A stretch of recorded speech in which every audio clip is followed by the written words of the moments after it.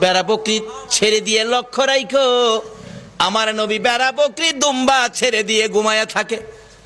লোকেরা আইসা খবর দেয়, খাদিজা গো এমন রাখাল রাখছো, বেড়া বকরি দুম্বার দিকে খবর নাই, ঘুমায়া থাকে। তাই নাকি? মা খাদিজা একদিন রওনা হলেন, দেখি কি করে ঘুমাই।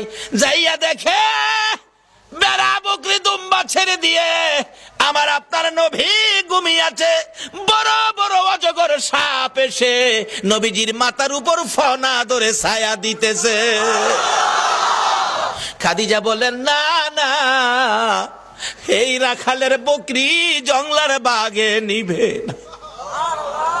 খাদিজা বাড়ির দিকে যায় আর ফিরা ফিরা চায়, এটা কেমন রাখাল রে? এই রাখাল তো সাধারণ কোনো মানুষ নয়। খাদিজা চিনে ফেলেছে। বেড়া বকরি দুম্বা নিয়ে বাড়িতে আসতে বলো আমার রাখালকে। আমার নবী দুপুর বেলায় বেড়া বকরি দুম্বা নিয়ে বাড়িতে রওনা হলে খাদিজা বাংলা রুমে বসে বসে দেখে, এটা কেমন রাখাল রে?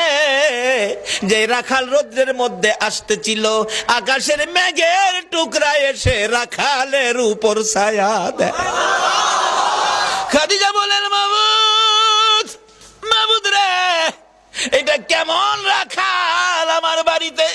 নিশ্চয়ই উনি সাধারণ কোনো মানুষ নয়, নিশ্চয়ই কোনো মহামানব হবে।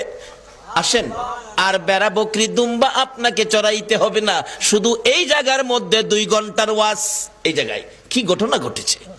আজকে এই নবীর চিনি না, যারা চিনেছে তাদের জীবন ধন্য হয়েছে। বলুন খাদিজা, এই নবী চিনে জীবন ধন্য হয়েছে কিনা?